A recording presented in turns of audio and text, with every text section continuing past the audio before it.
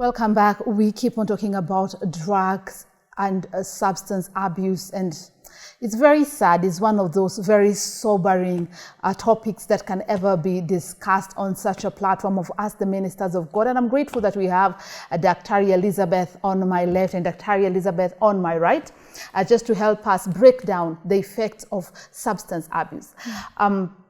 Before going for the break, Dr. was talking about the recovery process, that once you get into it, it's not as easy as you would imagine. Someone said, kuingia Misri ni rahisi, lakini kutoka lazima fero mupigane kabisa.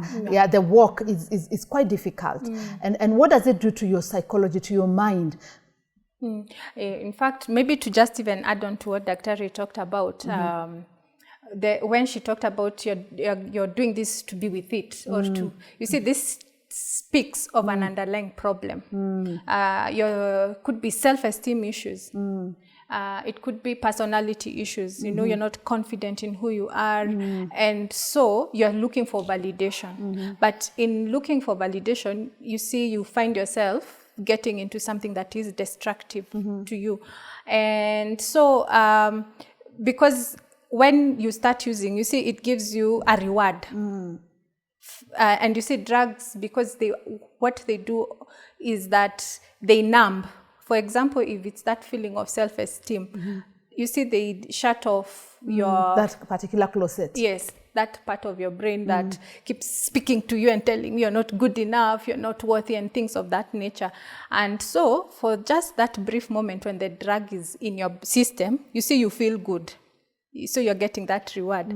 And so, because you want, when the drug effect goes or in measure, you see, you're back to the original state. Because what did you do? You didn't deal with the reason why you're feeling that way. Why do you need people to validate you so that you can feel good? Why do you need to feel with it? You know, what is speaking to that? You need to address that. But what you did is cover that up with a drug. Sindio? So the moment the drug wears off, so you're back to zero to where you are at. Where you are at. Yes. Kwa hivyo, now because you don't know what else to do, so you go back to the same drug. And that is how you get into the cycle. You see, that is how, and that is, so you see, that is two things. Because again, you see, it is affecting your brain. So that is a physiological effect. So that now your brain, because of the reward, it seeks out more of that drug. Then the psychological part is that the behavior.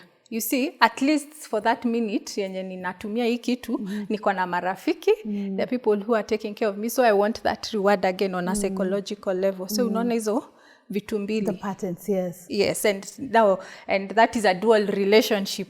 That is a very, you know, the path to hell, as they say, it's paved with, you know, it's very glittering and all that kind of thing. But ultimately, it's just destroying you. And destruction. Wow. So you're there. If you know someone who's doing drugs or you're doing drugs yourself, we understand that the reason why you're doing that is to cover an underlying problem. So you need to address it. And this would just immediately bump me into the question about women. In the past, I never heard of any woman who would do drugs, and it was unheard of. Actually, any person in the village who would be using the drug would almost be the study case and be told, wewe usifanye hivi na hivi usikue kama nani. But right now, like we said, it's very normal. And we have women in the arena of drugs. It's very disturbing. Very, very sad. But just before I go into that one, let me just... kind of emphasize something that Dr. has said about an underlying problem, especially a problem of self-esteem. And I wanted to say, if there are any parents out there listening to us and watching us, can they just know that self-esteem for their children is so important? It actually determines what their God-given destiny will be. Because a parent can either build the self-esteem of a child or completely and entirely break it. In my era, we were not really babied the way we baby our children today, or the way I see them being babied. And we were hard driven. And somehow we managed and we learned and we didn't look for drugs. But today, some parents will either baby them too much or even neglect them. Yes. You see, So there should be a balance. There should actually be a balance. So if somebody is watching us right now, even how you relate to your children with these gadgets, it's so important. You know, some of them just leave them, and the children can just browse anything without any control. Yes. So as much as we are talking about self-esteem, let parents know that they need also to take care of that. But coming to women, Supa, you will bear witness that at this age, the woman is talking equality. So kama mwanaume ataenda kukalia sina tabu, hata mimi nitaenda. Na kama ni kupika, sisi wote tunapika. Apike Monday, mimi nipike Tuesday. Ama apike ugali, mimi nipike matumbo. Ndio hiyo. Ama apike zote. Kwani iko nini? Kwanza kama mimi zote tumeenda kazini. Yes. And I think there is an element of the moral fiber that is slowly disintegrating. May the Lord help us.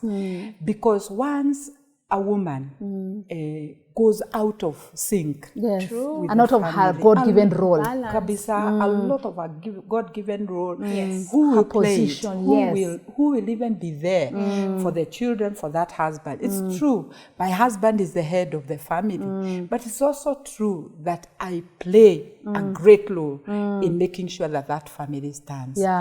And also there is an element of some permissiveness, especially in society, probably because of the lack of the socio-cultural dynamics that used to be there before. In my time, women were supposed to walk nicely, they were supposed to have their dress, you know, there was a certain way in which women behave. And carried themselves. And carried themselves. Today, you will even see a mama my size wearing maybe a torn jeans, some torn jeans on the knees.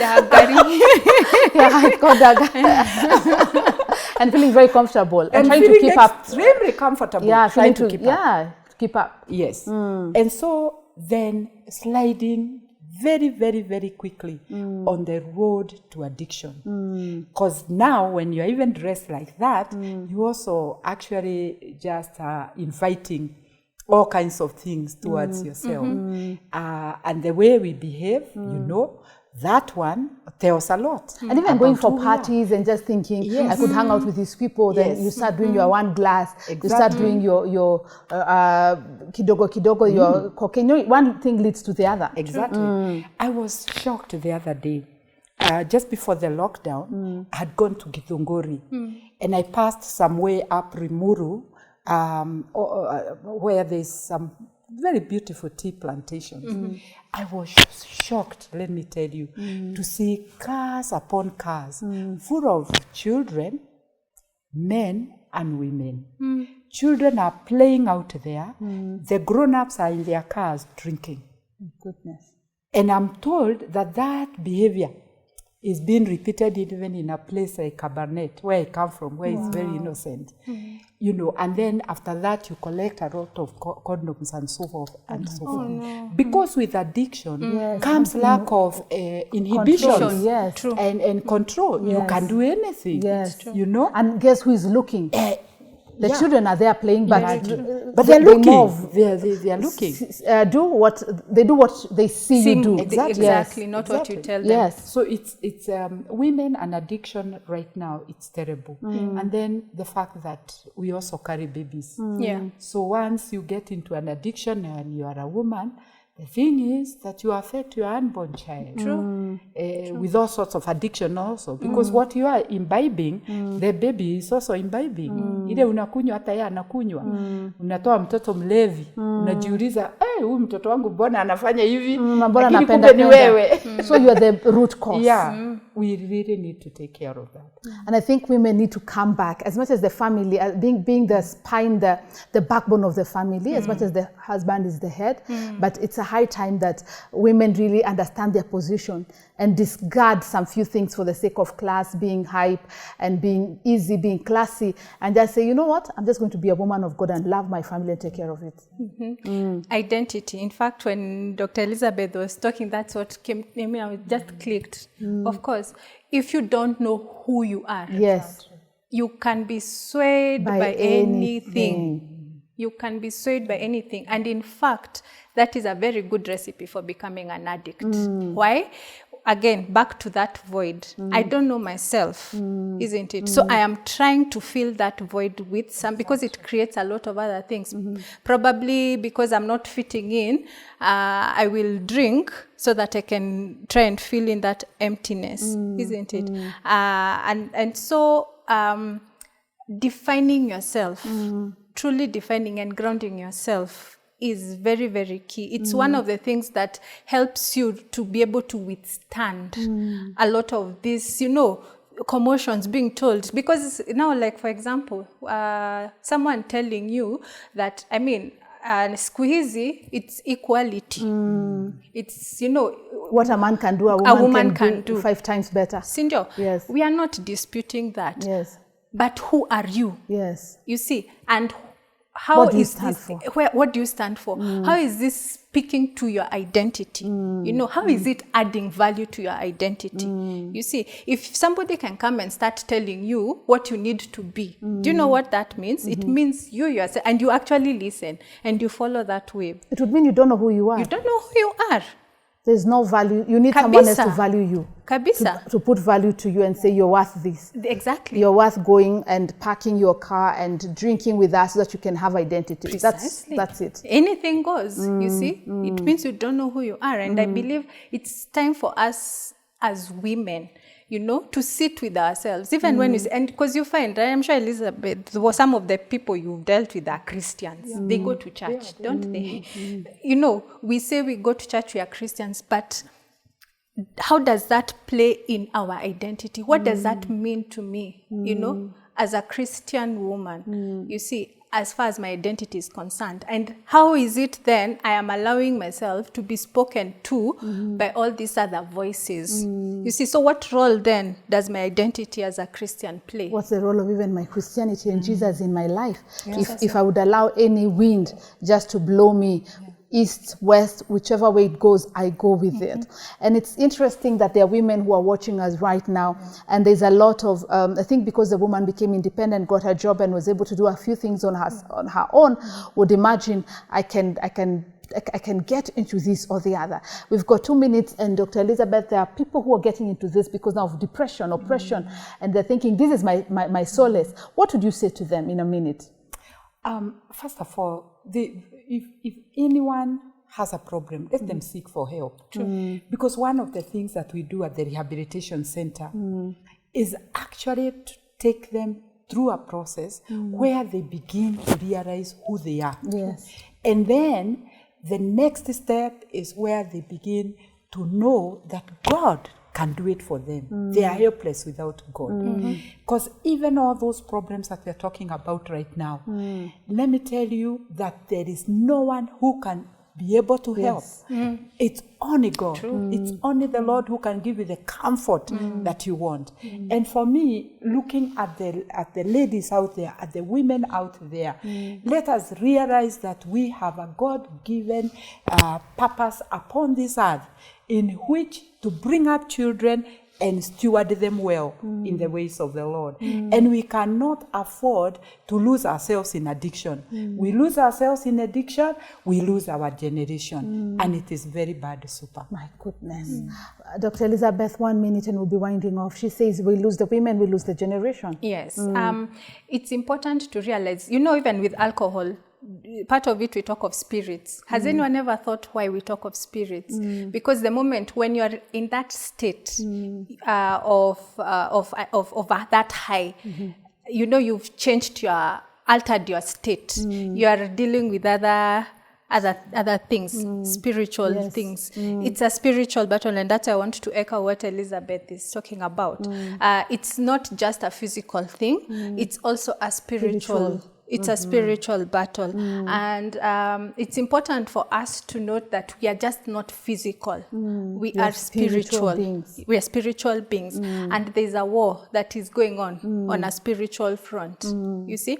And so when we look at ourselves, even when you talk of depression, anxiety, and all these things, it's important for us to realize it's just not about the things that are happening just on what we can see with our bare eyes. To realize that we also are spiritual beings, and when that aspect to us is not also being taken care of, then it manifests on us physical realm. So like Elizabeth, I will stress, it's important to seek help.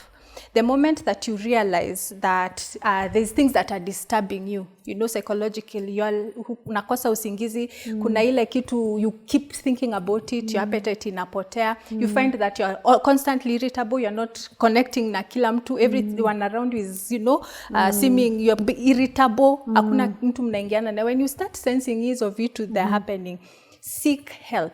It's very, very crucial. Unaona? So that way then we can arrest. You don't have to seek for something other than, you know, what is within you to help you. Wow, well said. Seek help. And did you know why they're called spirit? Unaenda unakunywa unasema nataka spirit kidogo. You never know what kind of spirit you're getting yourself into. And of course, it's not the right spirit. For the spirit of God is a spirit of love, peace, and of course, the spirit of joy. So whatever is contrary to that, I assure you is not of God. And the enemy comes to kill, steal, and destroy. But Jesus came that he may give you life and give it to you even more in abundance. So my name is Supa Roy. I'm excited to have had Dr. Elizabeth Koimet, yes. and you are the director of the Serenity Place. All right. A rehabilitation and counseling center. And on my extreme, of course, right, we've got Dr. Elizabeth. And in case someone would want to get in touch with you, yes, they can visit maybe do you have a page and would want help? My contact, yes, maybe I can give out my yes, contact. Yeah? So my mobile number is 0722 26 87 51. That is her contact, because I know there are many people battling with different addiction and issues. Kindly get in touch with our professionals, and they're born-again professionals, and you'll be assisted. My name is Supa Roy. I'm glad you're watching. God bless you. Make a date with us, same station, and next week, same time, and we'll be getting much, much more.